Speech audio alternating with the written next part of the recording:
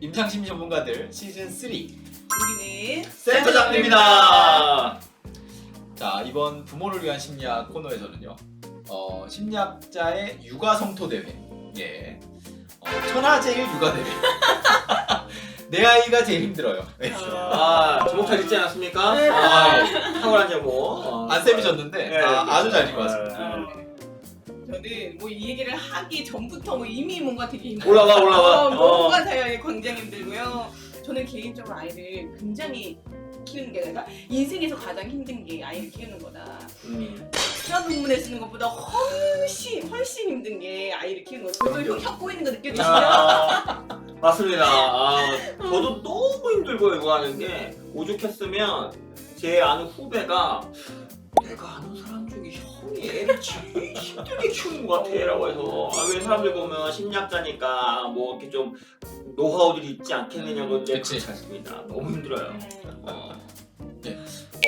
뭐가 제일 힘든가요? 자, 힘든 걸 뽑아보라면 너무 많고 많지. 또 아이를 키울 때부터 쭉 생각하면 또 너무 많은데 많이. 일단 저는 잠이 제일 힘들어요. 맞아요. 진짜? 우리는 잠도 안 잤어. 저는 아직도 기억나는 게 아이 그런 얘기 되게 많이 해요. 딱 아이가 태어나서 무슨 얘기를 하냐면 수면 교육, 수면 교육을 하라고 하면서 아이를 눕혀서 재워야 된다. 그래야 아이도 깊게 자고 엄마도 깊게 잔다. 이런 수면 교육을 얘기하는데 현실은 달라요. 그렇지. 저는 아직도 기억나는 게 아이를 키우는 그러니까 재우는 자세가 있었어요. 본인이 키우는 자세. 아이를 재우는 재울 자세가. 때 이제 엄마 아빠의 자세. 음. 꼭 그 자세를 취해야 이제 아이가 자고 그리고 새벽에도 엄청 일어나고. 그래서 수면 교육은 하나도 필요가 없다. 다 소용없다. 약간 이런 느낌이 들었는데 근데 그게 중요한 게 뭐냐면 둘째는 수면 교육을 안 했는데도 혼자 자. 이거 뭐야 도대체. 진짜. 다 타고 나는 거야 결국에. 네, 내 다 필요 생각에도. 없어. 우리는 그래도 저희는 그래도 눕혀서 자는 거 성공했거든요. 진짜? 왜냐면 우리는 그건 확실했어. 이게 이렇게 한 번 앉기 시작하면 끝도 없다. 그래갖고 눕혀서 했는데 워낙 자주 우니까 우리 이제 누운 채로 이렇게 했지. 그래서 그런 건 했었는데 어쨌든 눕히는 건 성공했는데 애가 워낙 자주 깨고 해서 진짜 애 한 2돌 될 때까지는 저희가 통잠을 잔 적이 없어요. 통잠 진짜 아이 통잠 통잠. 엄청 소중한 내가 통잠을 잔 적이 없어요. 그러니까. 너무 통잠은 초등학교까지도 자기 힘든 그리고 또 갑자기 또 잠 얘기를 하니까 또 빼놓지 못할 얘기가 음. 모유수유 얘기. 그렇죠. 이거 정말 이렇게 심리학자 엄마로서 또 워낙 맞아요. 아이를 낳자마자 몸도 이렇게 다 풀리지 않은 상태에서 이렇게 뭐랄까 조리원부터 이제 모유수유를 굉장히 강조해요. 그래서 저도 제가 생각해 보면 첫째를 키울 때 모유수유를 17개월을 했거든요. 근데 어떻게 얘기하셔? 얘는 저 어떻게 했는지 아세요? 지금도 막 눈물 나. 왜? 울고 가죠. 나도 어떡해. 강의를 가잖아요. 그러면 모유수유를 하면 설마. 정신살이 생겨서 되게 아파요. 아파요. 그래서 강의를 가면 점심을 먹고 그 10분 동안 유축을 하는 그렇지, 거야. 그렇지. 6kg. 정말 그렇게 하면서 진짜 17개월을 했는데 또 중요한 게 뭔지 아세요? 둘째를 낳았는데 둘째는 제가 6개월 만에 모유수유를 끊었는데 우리가 모유수유를 중요하게 생각하는 이유가 뭐냐면 그 면역력, 아이들 맞아요. 면역력 키우는 맞아요. 것과 그 얘기 많이 하죠. 애착의 그렇지. 문제를 많이 얘기하는데 면역력은 그 6개월 한 둘째가 면역력 훨씬 좋고 아이고 이런. 애착도 되게 큰 차이가 없는 것 같아요. 그래서 내가 하고 싶은 얘기는 뭐냐면 엄마들이 이제 아이를 낳으면 수면 교육해야 된다, 모유수유해야 된다 되게 강조를 많이 이제 다들 강조를 하는데 전 제일 중요한 거는 엄마가 마음이 편한 게 제일 중요하고 아이는 그냥 기질에 따라 되게 다른 것 같거든요. 그래서 좀 엄마가 편한 방식으로 아이를 좀 편안하게 키웠으면 좋겠다 이런 생각이 좀 들었어요. 맞아요. 네. 결국에 애착 형성이라는 거는 심리적 건강을 얘기하는 거고, 그리고 면역력이라는 거는 신체적 건강을 얘기하는 건데, 이 신체적 건강과 심리적 건강이라는 것이 이게 유아 때 1, 2년 동안 모유수유했다고 안 되지. 그걸로만 되는 게 아니거든요. 그러니까 그 이후에도 지속적으로 계속 관심을 가지고 부모가 잘 보살펴야지 그게 생기는 건데 그거 하나만 가지고 되진 않는데 그거 하나에 너무 이렇게 강조를 하게 되면 오히려 더 스트레스를 받아서 더 힘들어질 수가 있죠. 저도 이렇게 두 분 말씀 굉장히 동의하는 게 일단은 아이가 타고나는 거의 부분이 굉장히 생각보다 많은 것 같아요. 맞아요. 그러니까 될 놈 되리라고 튼튼할 애면 뭐 모유를 뭐 안 먹어도 튼튼하고요. 맞아. 모유를 엄청 잘 먹여도 조금 그게 태어나기 약간 약하면 초반에 병치레가 많아요. 저희 애 같은 경우는 실은 모유수를 저희는 2년 했거든요. 2년이나 했는데 고생하셨네. 네, 그러니까 또 모유수를 하다 보니까 아이가 또 애착 형성이 뭐 잘 됐는데 엄마의 속옷의 애착 형성이 돼요. 특정한 옷이 특정 있어. 브랜드 내 얘기를 못 하겠는데 그 특정 부드러운 그 옷감이 있어. 거기에만 요새는 그거 만지면 자거든요. 그러니까 이게 행동 치료를 할 때도 네. 이게 참 의도하지 않게 다른 곳에 이렇게 딱 연결되는 경우가 많아. 그래서 실은 그 모유수도 굉장히 중요하고 뭐도 중요하고 맞는데 전 제일 중요한 게 부부가 좀 마음이 많이 편해야 될 것 같아요. 육아가 제가 해보니까 육아 자체로도 너무 힘들어요. 그러니까 둘 다 컨디션 정말 좋아도 육아만으로 되게 예민해지고 힘들 수 있는 건데, 그러니까 아이와 막 어떻게 아이에게 모유수를 하려고, 뭐 어떻게 잠을 재우려고, 밥을 더 먹으려고 더 예민해지면 실은 아이한테 더 화내게 되고 더 짜증내게 되고 그러다 보면 집에서 이제 부부끼리서 다투게 되고 하기 때문에 오히려 우리가 애착 형성을 잘하려고 하는 일들이 좀 더 다 도루묵이 되는 그런 일들이 많기 때문에 실은 저도 아까 쌤이가 마지막에 말에 너무너무 동감하는 게 부부끼리 열심히 놀고 열심히 뭔가 풀고 그렇게 같이 가야 돼요 진짜로. 마음이 편해집니다. 그런 말 있잖아요. 부모가 편안해, 부모가 행복해 아이도 행복해져요. 맞아요. 굉장히 동의합니다. 네. 맞습니다. 네. 이 수면과 수유에 대해서는 쌤이가 이렇게 얘기를 했는데 쌤이 제일 힘든 건 뭐예요? 저는 개인적으로 제 전공 중에 하나가 행동치료하고 뭐 이런 거였거든요. 그러니까 정확한 강화, 강하게 아이한테? 그렇지. 그럼 강화를 해서 애의 문제 행동은 이제 소거를 시키고 좋은 행동은 강화를 시키고 이런 걸 나는 잘할 것 같다. 왜냐면 전공도 그거고 공부하면 되지 않겠냐 했는데 이게 어려워요. 정말 어려워. 그렇죠. 제일 어려운 게 일관성을 지키는 게 중요하잖아요. 행동 치료할 때 그게 너무 어려워요. 일관성 지키는 게 진짜 제일 힘든 것 같아요. 쌤은 어때요? 어렵죠. 잘할 줄 알았지. 저는 치료를 상담을 할 때도 그렇고 아이를 키울 때도 그렇고 제일 중요한 게 뭐냐면 무엇을 수용하고 무엇을 변화시킬 건가 이게 굉장히 중요한데 그 변화에 있어서 굉장히 중요한 포인트가 뭐냐면 일관된 기준을 맞아요. 한다라고 하는 건데 그게 안 돼요. 이게 일관성이라는 게 의외로 아이가 못해서 일관성을 지키기 어려운 게 아니더라고요. 저는 아이가 이랬다 저랬다 해서 일관성 지키는 게 좀 힘들 줄 알았는데 그게 아니라 아이는 의외로 굉장히 처음 세운 규칙을 일관적으로 하는데 부모가 자기 편하려는 부모가 자기 편하려는 그 욕구 때문에 중요한데 그런 것 때문에 본인이 일관성을 안 지킨 경우가 굉장히 많아요. 그렇죠. 그러니까 여기서 포인트가 뭐냐면 예를 들어서 유튜브를 뭐 규칙을 딱 정했어요. 텔레비전 보는 걸 규칙을 딱 정했어요. 그러면 아이는 진짜로 저도 동의하는 게 나름대로 그걸 지키려고 되게 있어요. 그랬어요. 그런데 순간 그 편안함에 조건을 걸지. 부모는 너가 이거 하면 유튜브 보여줄게. 이거 하면 텔레비전 보여줄게. 라고 하면서 규칙을 막 만들고 바꾸고 변경하고 그렇죠. 조건을 붙이는 게 제가 볼 때는 그 일관성을 유지하는 게 문제가 될 것 같아요. 우리 애도 약간 수면 같은 거 할 때 수면 약간 리추얼 같은 게 생겼거든요. 그러니까 수면 리추얼 중에 하나가 우리 애 같은 경우는 책 2권을 읽고 그럼 자요. 근데 그 전에 뭐 유튜버가 아빠랑 놀아주고 엄마랑 심하게 놀고 그러면 아빠는 그 과정을 생략하고 싶거든. 아빠 너무 힘드니까 오늘 책 읽지 마. 그러면 또 거기서 또 문제가 막 되는 거예요. 그래서 실은 그때는 책 2권을 읽고 끝나는 경우도 많더라고요. 그래서 어떻게 보면 일관성이라고 하는 거가 부모가 좀 더 잘 지켜야 되는데 그건 진짜 어려운 것 같아요. 그러니까 이제 그 부분에 대해서 저는 사실 좀 비율의 문제라는 생각이 좀 들어요. 그러니까 대부분의 부모님들은 애착 형성도 우리 연구를 보면 안정 애착이 66%예요. 그렇죠?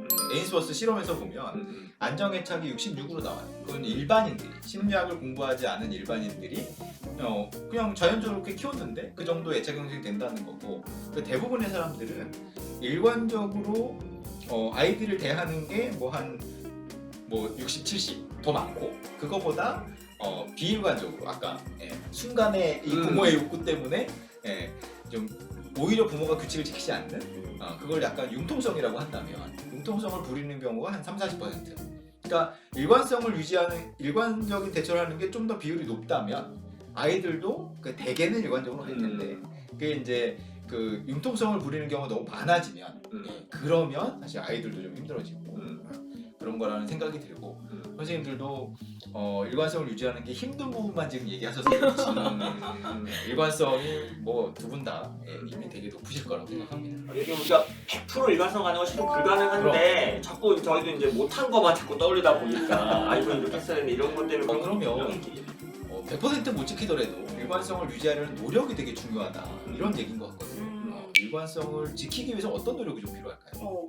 우리도 사실 부모가 된 게 처음이잖아요. 맞아요. 그래서 잘할 수가 없어. 처음인데 어떡해.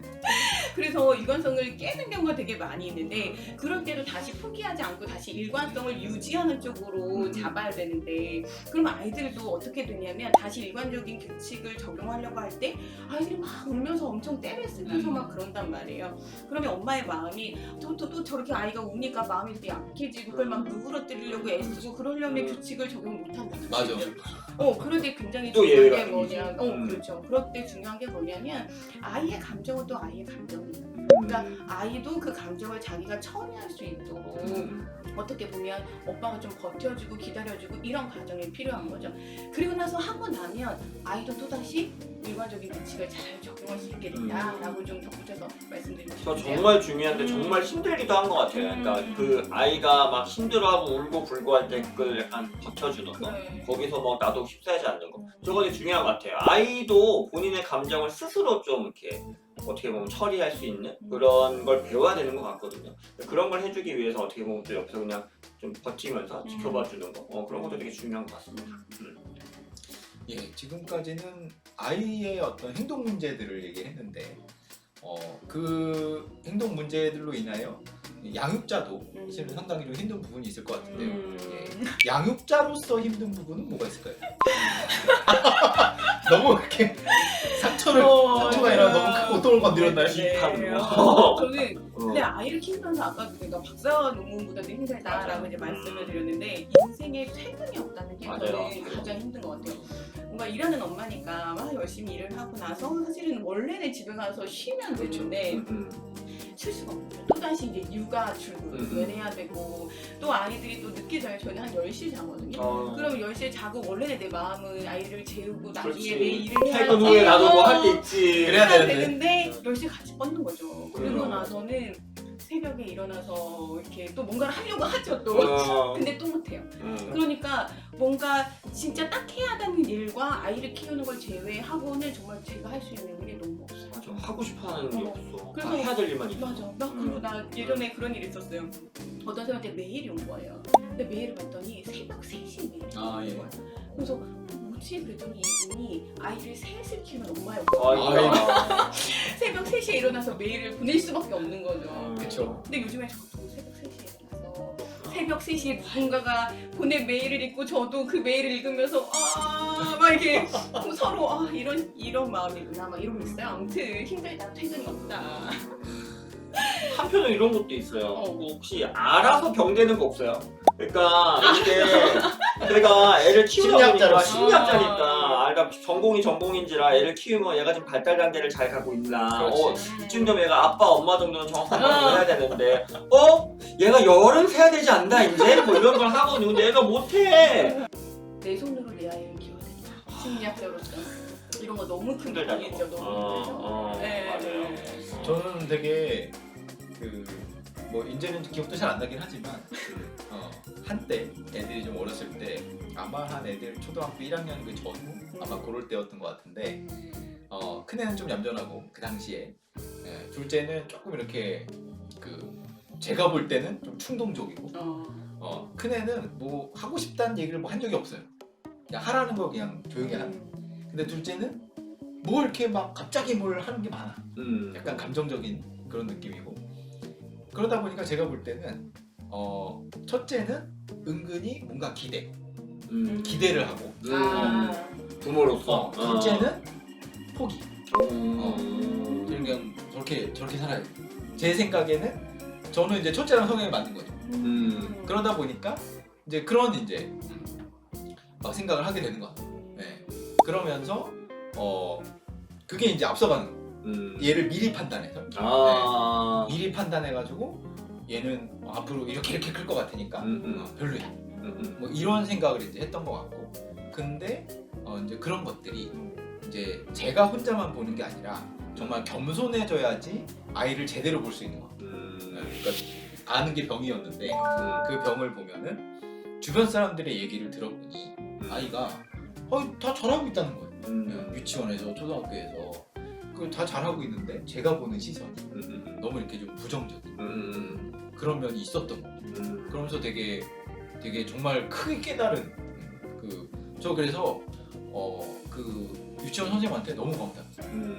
잘하고 있다. 아이가 잘하고 있는 부분을 이렇게 알려주시고 그러면서 저도 아이를 보는 게 되게 좀 편해지고 그랬던 적이 있었어요. 그러니까 이게 은근히 대충 키워도 된다니까요. 이게 제가 느낀 게 그거예요. 그러니까 제가 너무 이렇게 지레 막 생각하고 뭐 겁먹고 혹시 이게 또 발전돼갖고 더 큰 어려움을 겪으면 이렇게 걱정을 하다 보니까 너무 막 저도 예민해지는데 한편에 생각해보면 이거 내 병이다 이 생각도 들어요. 그래서 그러니까. 그냥 대충 키우자 이렇게 생각할 때도 있거든요. 그러니까 저도 되게 동의하는 게 그런 말을 들었어요. 첫째는 업어 키우고 둘째는 발로 키운다. 그 말이 뭘까 이렇게 생각해보니까 이제 첫째를 키울 때는 나도 처음이고 어떻게 해야 될지 모르니까 막 정말 아이를 막 정말 이렇게 다 이제 해주면서 키우는데 한번 해보고 나니까 아이가 사실 별게 아니구나. 뭐 이렇게 엄마가 뭘 해준다고 하시는 게 아니라 정말 아이의 고유한 면이 있구나. 맞아요. 그렇지. 라는 생각이 정말 많이 들거든요. 그래서 뭔가 이렇게 아이를 키울 때 저는 좀 이렇게 너무 많은 육아서들이 있긴 하지만 그래도 아이의 고유한 어떤 본성을 좀 믿고 아이의 힘을 믿으면서 그걸 옆에서 조금 지켜봐주는 게 부모의 그렇지. 역할이 아닐까 이런 생각이 사실은 더 많이 드는 것 같습니다. 네. 맞아요. 그러니까 누구나 각자의 장단점이 다 있는 건데 예, 이게 섣불리 어떤 단점을 좀 너무 크게 보는 그렇게 되는 것 같고 예, 그래서 이제 정말 좀 지켜보는 그런 게 되게 중요한 것 같습니다.